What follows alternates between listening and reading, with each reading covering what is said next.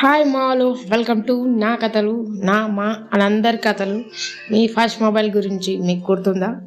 ఆ రోజుల్లో 1 పైసాకి 1 మెసేజ్, ఆ టైం గుర్తుందా? టాటా డోకోమో.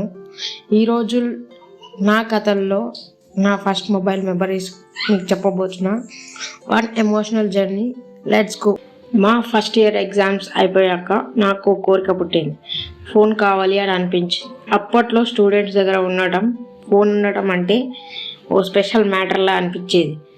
నేను నా మనీ బ్యాంక్ తీసుకొచ్చి మనీ బ్యాంక్ లోపల ఉన్న 995 రూపీస్ని అమ్మ నాన్నకి ఇచ్చి, నాకు సెకండ్ హ్యాండ్ ఫోన్ సరిపోతుంది నాన్న అని చెప్పాను. కట్ చేస్తే 2 డేస్ తర్వాత నాన్న చేతిలో ఒక డబ్బా.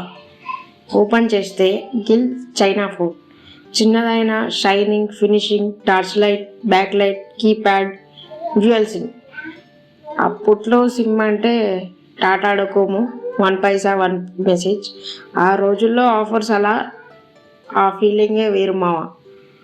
ఫ్రెండ్స్కి ఫోన్ చూపించడం, ఫుల్ వాల్యూమ్లో సాంగ్స్ వినడం, కాలేజ్ నుంచి బస్సులో ఇయర్ ఫోన్స్ పెట్టుకొని సాంగ్స్ వినడం, టార్చ్ వేస్తూ నైట్లో లైట్లు చూస్తూ వెళ్తూ ఉండడం. చిన్నదైనా నా కోసం అదిగో అదే నా ఫస్ట్ మొబైల్. నేను పాత ఫోన్ అడిగాను, కానీ నాన్న నా కోసం కొత్త ఫోన్ కొనిచ్చారు. అప్పుడే అర్థమైంది, విలువ అనేది ధరలో ఉండదు, మనసులో ఉంటుంది.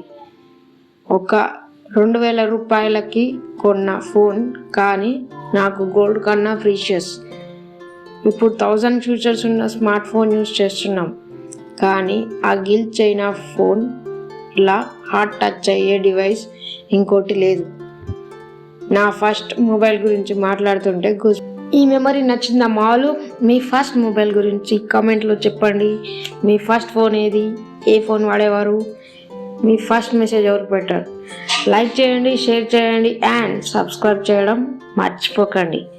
వాచ్ ఫుల్ స్టోరీస్ ఆన్ నా కథలు.